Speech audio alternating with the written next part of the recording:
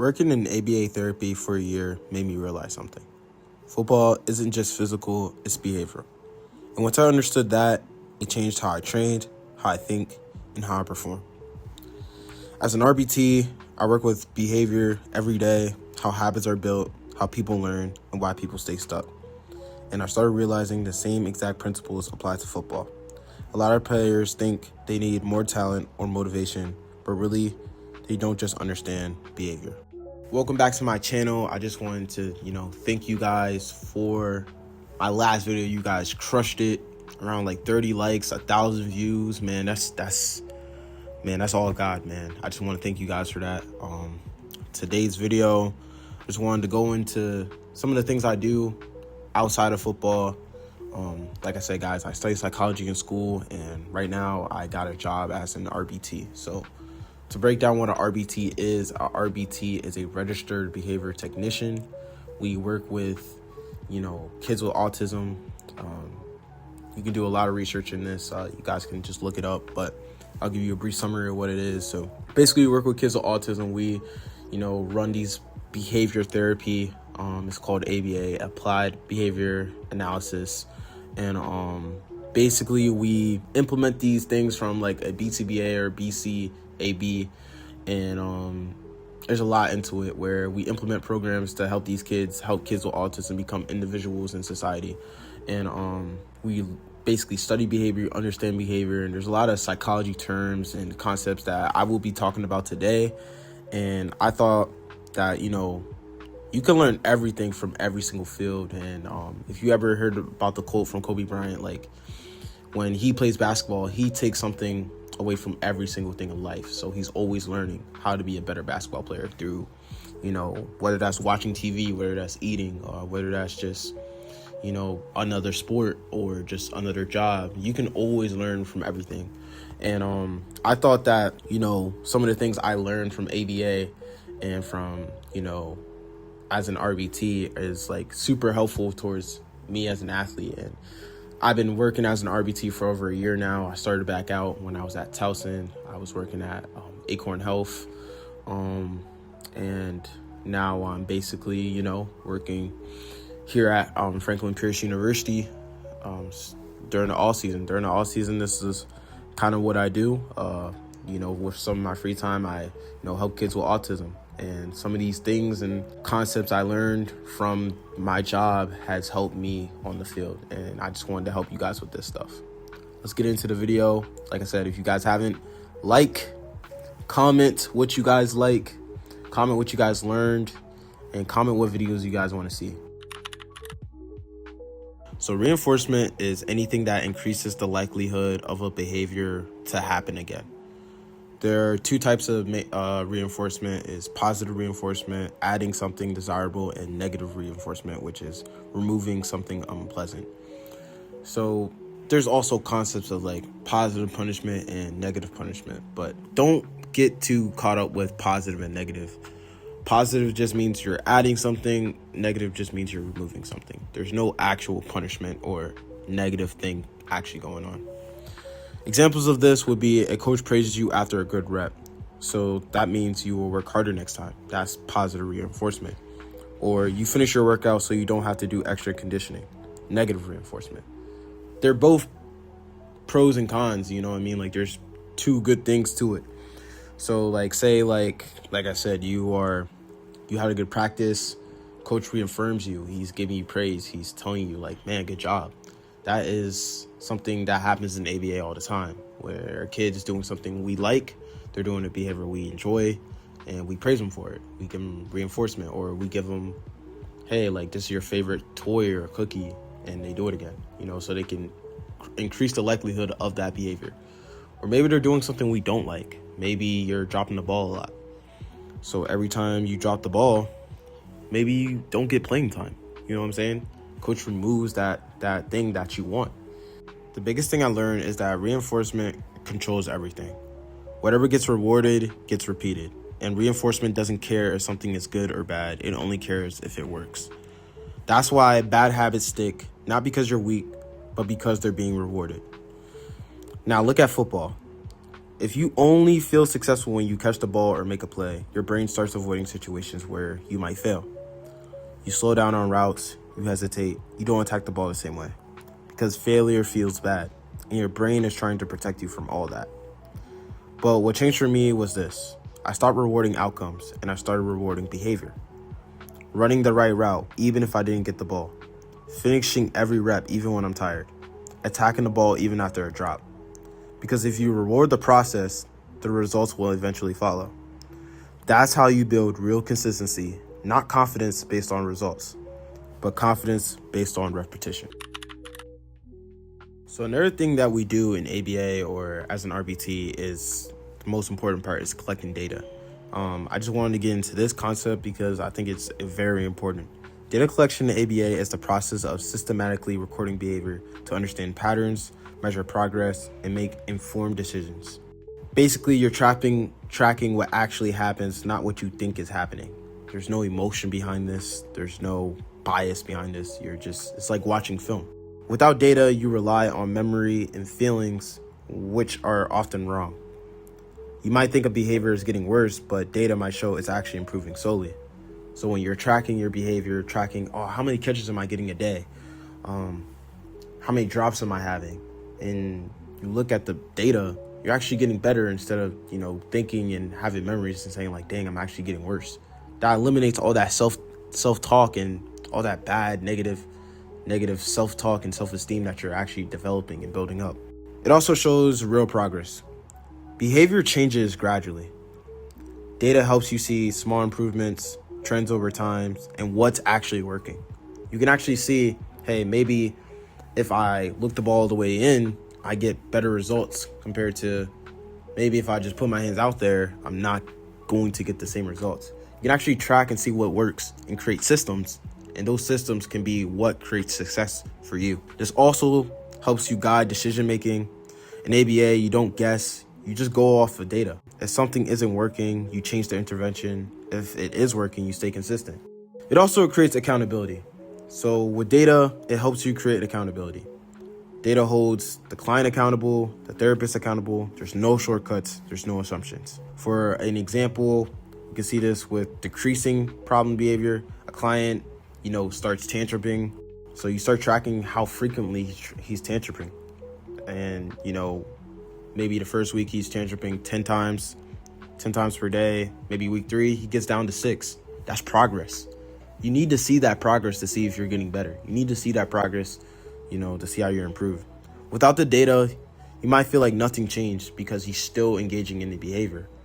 But with the data, progress is happening because it's not happening as much as it was before.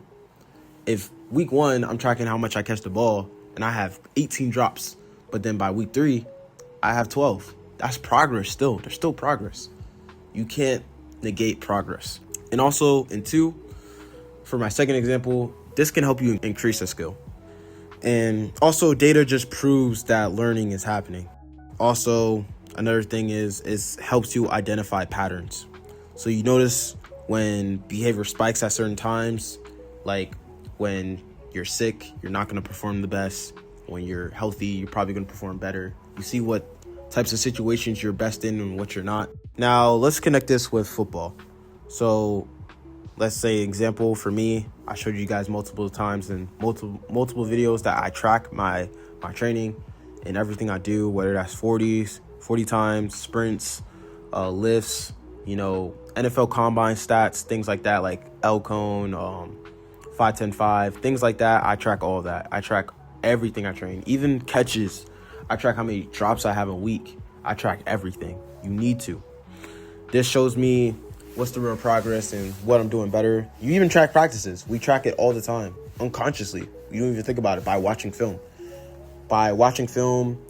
Film removes the bias and the emotion out of it by, hey, like, dang, how did I really do this rep? If you guys go D1 or even D2 or college football, they grade you. And grading, people may not like it, but it's actually super helpful. And like I said, it removes emotion and bias.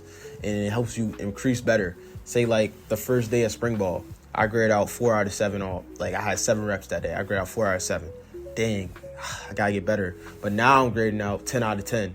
I'm getting more reps. 12 out of 12. I'm getting more reps. And if you think about it, that reconnects with reinforcement. Now with the and plus with the data, boom, 10 out of 10. I'm going 10 out of 10 for my reps. I'm not having any MAs. Now I'm getting more reps. I'm getting reinforced with more reps. So that's a positive thing. That makes me want to go 10 out of 10 again. That makes me want to go 100% again. So this thing of tracking, coaches do it, programs do it. It increases practice performance. If you have a good practice, you're tracking your drops, your missed assignments, your wins and losses, say in one-on-ones. Say, like I said, the first week, you go 1 for 1. That makes you want to do it again. That's a reinforcement, and the data shows you, hey, like, I'm getting better. Maybe I should keep doing this. I'm actually good at this. This also shows you, like, people who, like, are doubting themselves, like, dang, I suck, I'm bad. Or say you have imposter syndrome or something like that. It shows you that, like, actually, I'm actually really, really good at this. Like, the data shows that I'm actually really, really good at this. I'm not bad. I'm here for a reason. I'm making plays. I'm doing what I'm supposed to be doing. I may not be where I am, where these guys are, but at least I'm making progress. It eliminates comparison, and it keeps you consistent too, by having you improve daily, not just having random good days. You're actually seeing, like, you're actually being consistent. And that's what separates you too. When you get to that next level, when you want to be elite, like I said in my last video, hard work beats talent when talent doesn't work, but it's also a mental thing at the next level. When you understand, like, how can I be consistent? You can see that through the data. Data shows you how to be consistent. Data basically proves to you, hey, what am I doing? And shows you what you're doing is working. So I just wanted to make a big emphasis on data collection. I think in ABA, it's extremely important that we collect data. We need to. If we don't, we're basically wasting our time.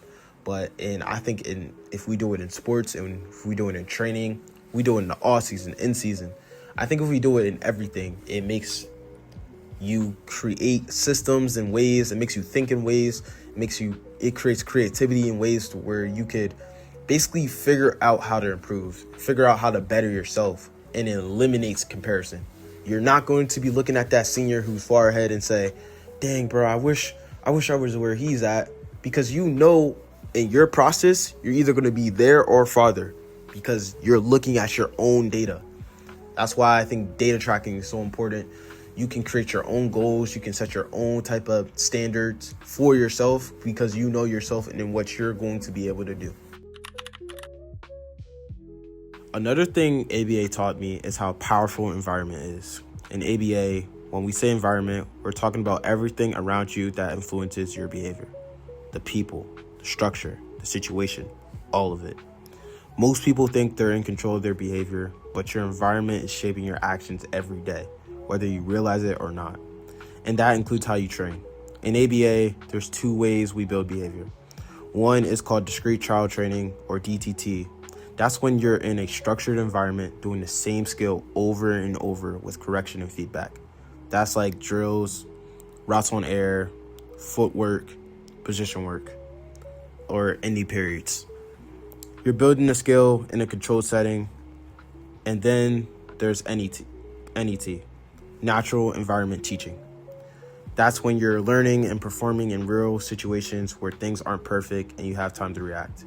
So for a kid, DTT is like me sitting a kid down, giving them flashcards. Hey, what is this? Goose. What is this? Dog. What is this? Cat. You know what I mean? Those are things where I'm sitting here with him and kind of like teaching him or helping him out a lot more effectively. NET is we're working the same thing, but it's in a natural environment. Say we're walking outside and I say, what is that outside? And it's natural. It's going to happen. He has to react. Oh, that's a goose. He's reacting off of a real life situation. For NET, for football, this can look like one-on-ones, team reps, scrimmages. That's where your skills get tested under pressure. But here's the key. Both of those are environments, and each one is shaping your behavior. If your drill environment is lazy, you're building lazy habits. If your practice environment isn't competitive, you're building average performance. Because you don't rise to your goals, you rise to what your environment demands. If you're around people jogging through drills, you will jog. If you're around people who don't take reps serious, your standards drop automatically. But if your environment is structured and intentional, your habits get sharper. And if your environment is competitive and real, your performance gets better. Because standards are contagious. Effort is contagious, but so is laziness. That's why I had to become intentional about my environment, who I'm around, how I train, and what situations I put myself in. Because if your environment doesn't demand more from you, you won't demand more for yourself. Another thing I kind of wanted to touch on with environment, I know a lot of times when you hear about people or talk to people, they can't control their environment. They can't control where they grew up. They can't control where they're placed. That's why I think learning some of these things and understanding some of these concepts is so important, because you can create your own standard. You can create your own goals. And you can look at other environments. You can look how Ohio State practices. You can look at how Clemson practices, or Alabama or Georgia. All these things are accessible for us online. And I believe that, like, if we see how elite NFL players, pro players play, we can be the changers, or the people who can go into these places, go into these environments and change those things. Have you ever seen in the NFL someone who is, like, you know what I'm saying, a really, like, a first round overall pick, and then goes to a team and changes the program? Let's look at CJ Stroud. Texans were horrible. Like, I'm talking about dog water. But he turned them to a playoff contender team in almost, like, literally a year. That happens all the time. You know what I mean? So I feel like if you understand and continue to train a controlled setting with trainers and coaches, and like a DTT, where you have feedback, you have people helping you, and then you train in a natural environment teaching setting where you have to react, you have to train in real life situations, you can bounce to both, where you're learning in two different styles, in two different ways. Now you're putting yourself in a place where you're training whatever coaches taught you, whatever trainers taught you, and now you're applying it. All right, let me go into a real life situation. Let me see how I react. Let me see how I learned. And like I said, from what I was speaking about earlier in the last point about data collection, remove your emotion from the outcome so you can actually get feedback. Record them. Record what you did that day. Write down what you did that day. Write down what the feedback you got from the coaches.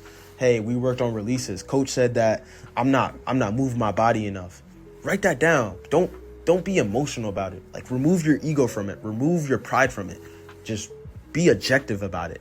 I know a lot in ABA, when we write down like session notes and things like that, we can't put, hey, he was crying you gotta be objective. Be objective when you're writing down this data. Be objective when you're thinking about yourself and you're seeing how you perform. Just be honest and objective. Dang, if I gotta get better, I gotta get better. It's the truth. That's just the truth. You have to be truthful and objective.